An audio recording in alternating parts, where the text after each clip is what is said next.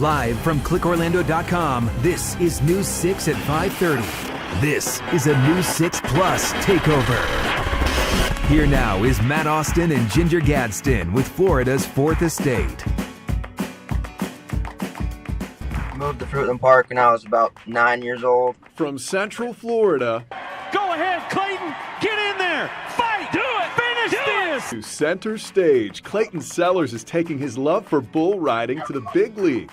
He had to work for every second. He has taken some lumps along the way. Like the first big bull I got on, he bucked me off very quick and he stepped on the side of my head. Now he's talking about his success and how I did when I tried to mount up.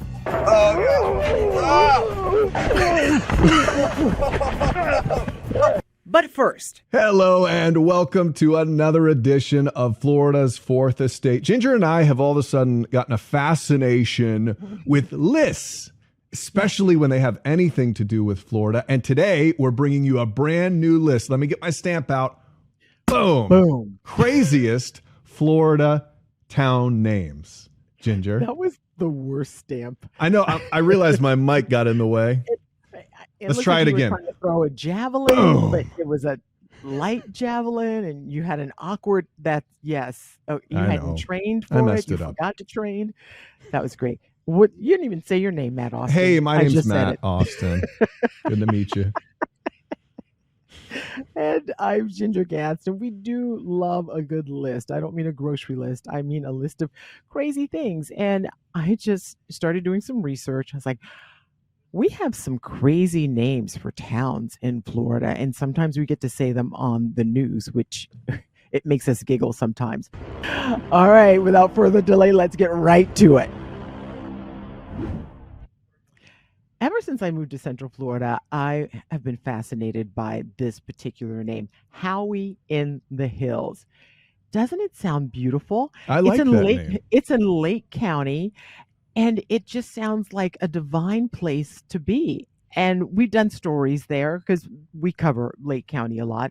So the history behind it, it's actually named after someone. It's named after William John Howey. And in 1925, it was just called Howey, right? And so he looked around and said, it's so pretty. Are those mountains I see in the distance? Of course, they were not. They were just like little foothills, but he added in the hills to it and then started calling it the Florida Alps. That's a bit dramatic. It's a little dramatic. But I just still love the name. And we've done a story recently because now there's a 20-room mansion there, and it's called the Howey Mansion. It's like this 8,000 square foot home, and it's a revival style, and you can go and you can visit it and you can learn all about Mr. Howey himself. But I just love the name Howey in the Hills, and that's how it got its name. It's named after someone. Love it. I love that story. I love that place. I haven't gotten to spend a lot of time there, but it's super charming in Howey in the Hills. And it is one of those names where you just hear it and you think, I want to hang out there. I want to be with Howey in the hills. In the hills or the Alps. Out in the Florida Alps. It's kind of like Mount Dora. It's like, look around. Where's the mountain here? I had no Can idea. you imagine if a mountaineer didn't do a whole lot of research and moved to Florida, Mount Dora specifically? He brings all his climbing gear on his pack mule.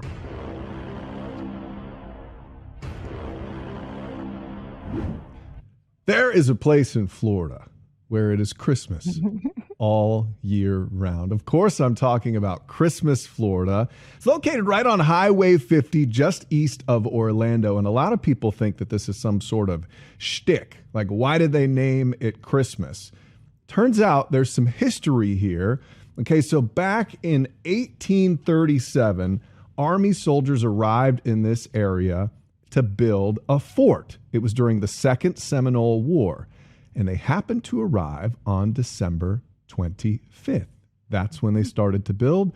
So they called it Fort Christmas. And they have run with that name ever since. I mean, if you go to Christmas, Florida, it is all about Santa Claus. All of the street names, there's Cupid. I think there's a reindeer.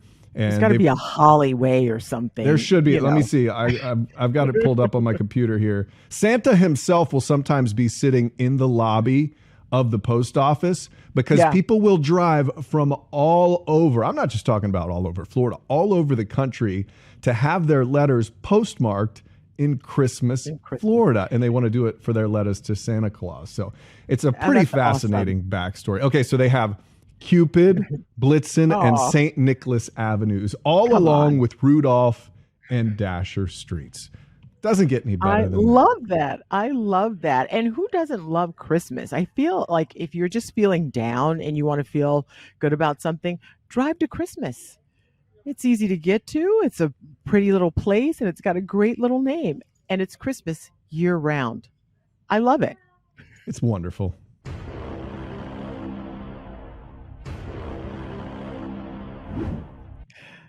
This perhaps could be an example of the laziest name in Florida. It's like, what do we call it? I know, Florida. Let's just leave off the I've F. got an original idea. Let's take the F off of Florida. I love it. No, that is so crazy. Okay, so Florida, Florida is in Highlands County. It sounds It's south- ridiculous. It's south of Orlando, between Sebring and Okeechobee, in case you wanted to know. Whoever named that is a person after my own heart. They're like, listen, guys, we've got a lot of places to name. Let's just go with Let's just- Florida for this one. We'll move then on. We'll do next, Sebring. Florida, We'll Florida. come up with something more original later. Drop it. Guys, it's like Rida. midnight. Just- We're You just start leaving letters off the front of the. Let's go. I mean, look at Florida. Okay, I'm sure that what it took. Did you know it took me a while to figure out that that's what his name really was? really? I didn't know. I had not seen it written down. I'd only heard Florida. Well, So I didn't. In my mind, I didn't put that together. I'd like to move on.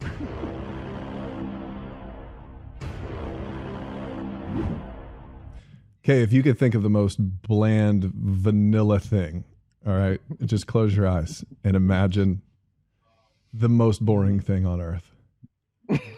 You just thought of mayo. I know you did. You thought oh of my gosh. mayonnaise. There is a town called Mayo, Florida, believe it or not. It's kind of up in the northern, kind of panhandle-ish area. It was not named after mayonnaise. It was named back in the day after a Confederate general named Sir something Mayo. Well, he's not around anymore.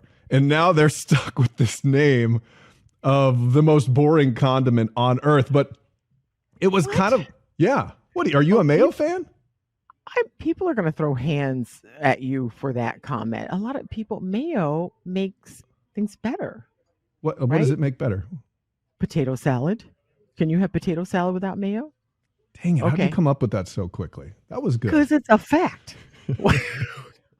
Okay, so, but interesting side story about this place called Mayo, Florida, is one time they called all their residents together. This was in 2018, all right, which is only about 12 to 1,500 people. And they said, hey, guys, Mayo is super boring.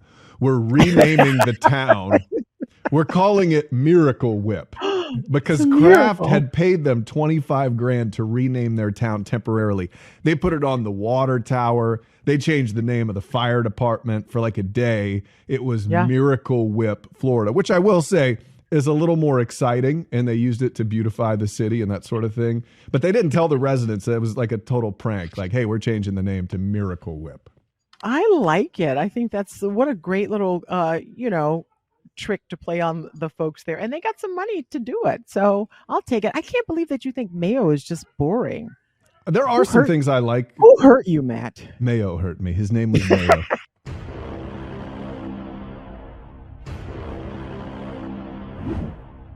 Yeah. Okay. This is what made me start I think of the idea for doing this list when I saw that there was a town with this name. I'm like, how many other crazy names are there out there? This town, Matt, is called Two Egg. Not What? two eggs. Not two eggs, just Two Egg. It is Two Egg, Florida. Isn't that a great name? It's in Jackson County, which is near the Northwest Florida, Georgia border. Although I don't know why it's not Two Eggs. It's just Two Egg. That's where you lose me, the grammar. Two, Two egg? Two Egg. You want two egg? You want one I egg feel or like a two? guy on the side of the street. Like, two egg. Two You egg. want some? You want two egg? You got some sugar? Some two eggs? I would like two eggs. Well, we can't Sir, help I you will here. not be purchasing your eggs because of your poor grammar. Oh, and one other fun fact. There's a famous actress from Two Egg, Who you got? Faye Dunaway. Really? Okay, Yeah. I thought you were going to say somebody. Faye Dunaway is a pretty big deal. Yeah, she is a big deal.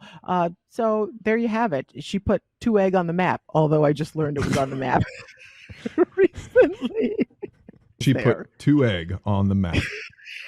And we put Mayo on the map today here on Florida's Fourth Estate. You put Mayo on blast. I can't believe that. Mayo's the worst. You're the worst.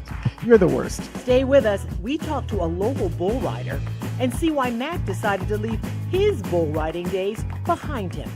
Ouch. Giddy up. Ride I him, had to say- cowboy.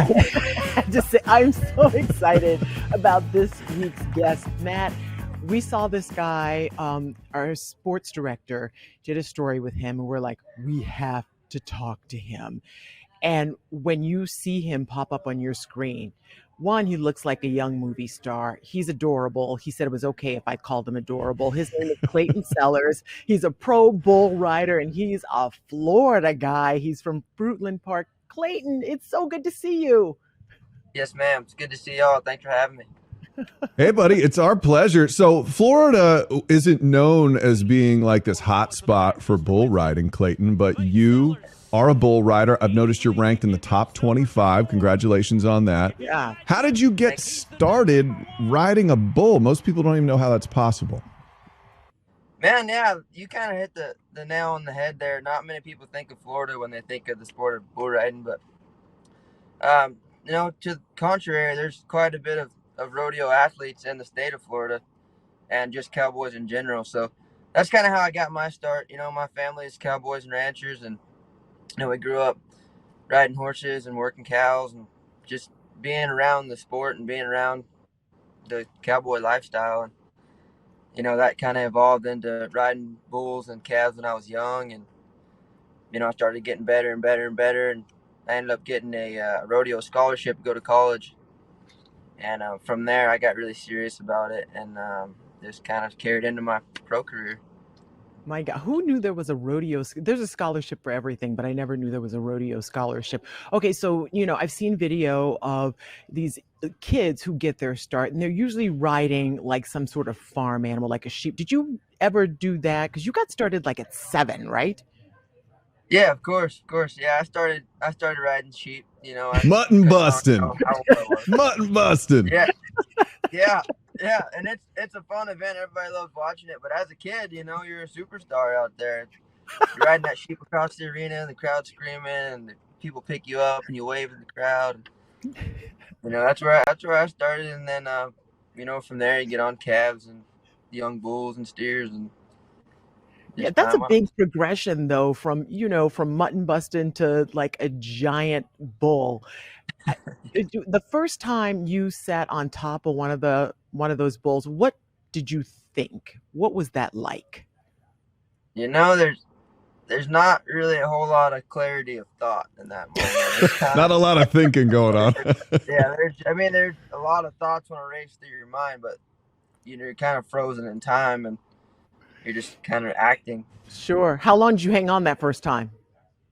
I couldn't tell you. Probably the second half, 2 seconds. I don't know. Yeah. Not very long though. That's my first big bull.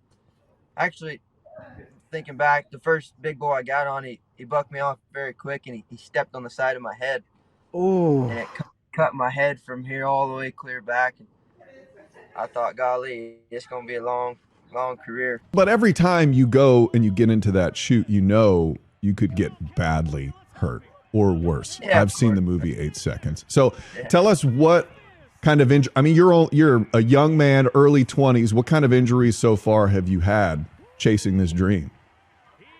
Yeah, of course. That thought's always in the back of your mind. It's possible, and it happens. Um, for me, I got to thank God above, because I've been very, very fortunate in my career. You know, I've had a few small injuries, nothing serious. I had a knee surgery 2 years ago. It was like an MCL and ACL surgery. But for the amount of bulls that I've been on and the caliber of bulls that I've been on, and the things I've done in my career, I've been very fortunate. So a lot of people don't know this, but I have a little bit of experience riding a bull. You and I, we're pretty much kindred spirits, except for there's one difference. Man. I rode a bull one time and decided that was the last time I was ever going to do this in my life. Because it was crazy. We can talk about it all day. You can watch it on TV, but and until spoiler you have alert, been, he lives. I did survive.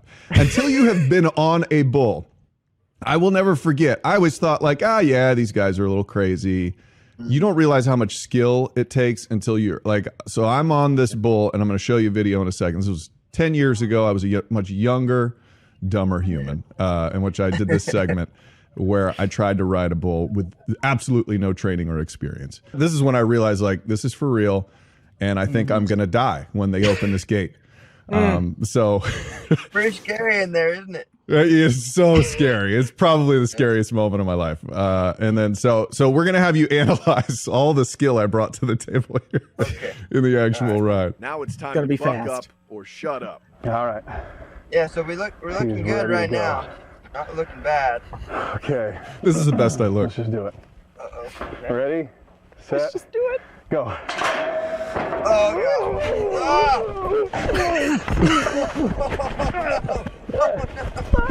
What is that sound? Okay, so initial analysis. I could see your face while you were watching me.